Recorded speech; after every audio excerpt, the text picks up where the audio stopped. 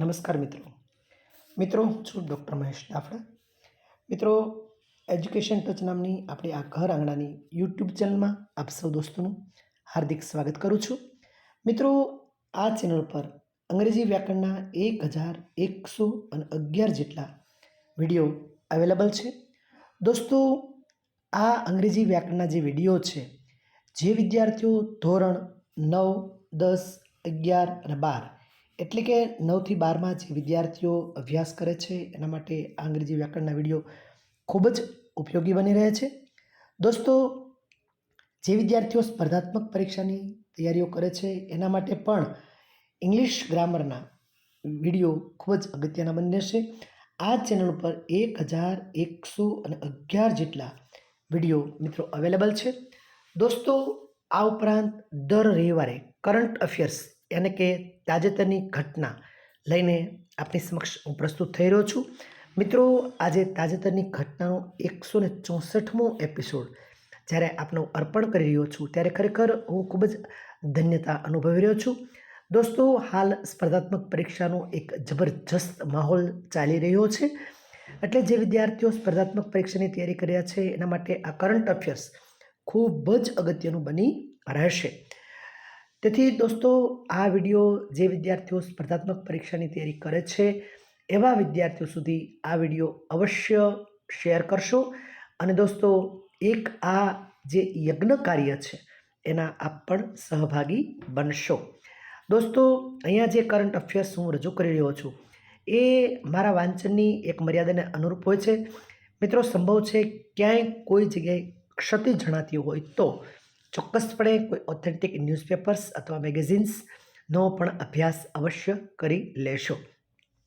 ચાલો દોસ્તો, સમાચારમાં એક નજર નાખીએ તો તાજેતરમાં પોલ કાગામે રવાંડાના રાષ્ટ્રપતિ તરીકે તેઓ ચૂંટાયા છે. તેઓ ચોથી વાર રાષ્ટ્રપતિ તરીકે ચૂંટાયા છે. પોલ કાગામે કયા દેશના? રવાંડાના રાષ્ટ્રપતિ તરીકે ચૂંટાયા છે અને તેઓ રાષ્ટ્રપતિ તરીકે ચોથી વાર ચૂંટાયા છે. મિત્રો, તાજેતરમાં જ વિનય મોહન કવાત્રાએ અમેરિકાના ભારતના રાજદૂત તરીકે કાર્યભાર સંભાળ્યો છે. ભારતના અમેરિકા ખાતે રાજદૂત તરીકે વિનય મોહન કવાત્રાએ અમેરિકામાં ભારતના રાજદૂત તરીકે કાર્યભાર સંભાળ્યો છે. નામ ખાસ યાદ રાખજો. અને કયા દેશમાં? અમેરિકામાં.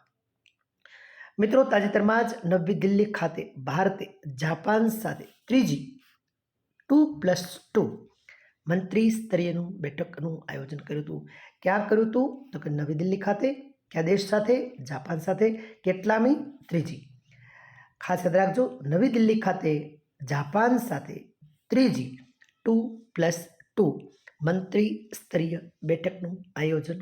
અહીંયા 3 પ્રશ્નોના જવાબ અહીંયા આપને પ્રાપ્ત થાય છે. મિત્રો, તાજેતરમાં જ ઇતિહાસકાર લેખક એવા મકરંદ મહેતાનું 93 વર્ષની વયે નિધન થયું છે. ખાસ યાદ રાખજો, મકરંદ મહેતાનું 93 વર્ષની વયે નિધન થયું છે. તેનો જન્મ ક્યાં થયો હતો? તેમનો જન્મ અમદાવાદમાં થયો હતો. ઈશ્વર તેમના આત્માને પરમ શાંતિ અર્પે તેવી આપણે ભગવાનને પ્રાર્થના કરીએ છીએ. મિત્રો, તાજેતરમાં જ રાજસ્થાન સરકારે રાજસ્થાન સરકારે માર્ગ અકસ્માત માટે ત્વરિત પ્રતિભાવ આપવા માટે આયુષ્યમાન જીવન રક્ષા યોજના પુરસ્કારની શરૂઆત કરી છે. સરકારનું નામ ખાસ યાદ રાખજો. રાજસ્થાન સરકારે શેના માટે? તો માર્ગ અકસ્માત નિવારણ માટે ત્વરિત પ્રતિભાવ આપવા માટે શેનું યોજના શરૂ કરી છે? આયુષ્યમાન જીવન રક્ષા યોજના હેઠળ પુરસ્કાર યોજના શરૂ કરી છે. કઈ સરકારે? રાજસ્થાન સરકાર દ્વારા. મિત્રો, ભારત તાજેતરમાં જ એશિયાના શ્રીલંકા દેશે ભારતીય અને અન્ય 34 રાષ્ટ્રોને વિઝામુક્ત પ્રવેશ આપવાની મંજૂરી આપી છે. મિત્રો, જ્યારે આપણે વિદેશ જતા હોઈએ છીએ ત્યારે વિઝા ફરજિયાત હોય છે, ત્યારે શ્રીલંકાએ ભારત અને બીજા અન્ય 34 રાષ્ટ્રોને વિઝા વગર પ્રવેશ આપવાની મંજૂરી આપી દીધી છે. મિત્રો, તાજેતરમાં જ ડાયના પંડોલ ભારતમાં નેશનલ કાર રેસિંગ ચેમ્પિયનશિપ જીતનાર પ્રથમ મહિલા બની છે. ખાસ નામ યાદ રાખજો, ડાયના પંડોલ. ભારતમાં નેશનલ કાર રેસિંગ ચેમ્પિયનશિપ જીતનાર ડાયના પંડોલ એ પ્રથમ મહિલા બની છે, જેનું આપણે સૌએ ગૌરવ લેવાનું રહેશે. મિત્રો, તાજેતરમાં જ કેરળ યુનિવર્સિટીએ ખોરાક અને પાણીની સલામતી વધારવા માટે અદ્યતન સાયનાઇડ સેન્સર વિકસાવ્યું છે. ખાસ યુનિવર્સિટીનું નામ યાદ રાખજો, કેરળ યુનિવર્સિટી દ્વારા પાણીની સલામતી વધારવા માટે કેરળ યુનિવર્સિટીએ ખોરાક અને પાણીની સલામતી વધારવા માટે અદ્યતન સાયનાઇડ સેન્સર વિકસાવ્યું છે. મિત્રો, તાજેતરમાં જ આંતરરાષ્ટ્રીય બૌદ્ધ સંઘ ગુરુ પદ્મ સંભાવના જીવન અને વારસા પરનું 2 દિવસીય સંમેલનનું આયોજન બિહારના નાલંદા ખાતે કરવામાં આવ્યું હતું.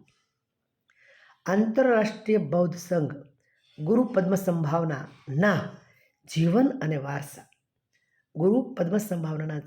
અને વારસા પર 2 દિવસ જે સંમેલન યોજાયું તે બિહારના નાલંદા ખાતે યોજાયું હતું. મિત્રો, ખાસ આ પ્રશ્ન યાદ રાખજો.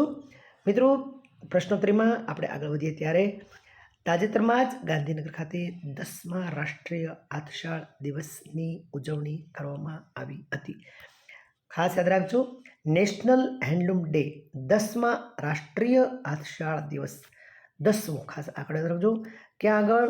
ગાંધીનગર ખાતે રાષ્ટ્રીય આથશાળ દિવસની ઉજવણી ગાંધીનગર ખાતે કરવામાં આવી હતી. અને કેટલામી એ ઉજવણી હતી? 10મી આંતરરાષ્ટ્રીય આથશાળ દિવસ ઉજવણી, નેશનલ હેન્ડલૂમ ડે.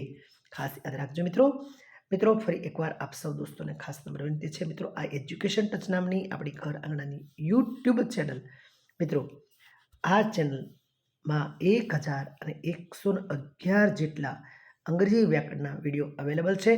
મિત્રો, આ વિડીયો વધુમાં વધુ વિદ્યાર્થીઓ સુધી પહોંચાડજો અને આપ પણ આ યજ્ઞ કાર્યના સહભાગી બનશો એવી આપ સૌને હૃદયની પ્રાર્થના છે.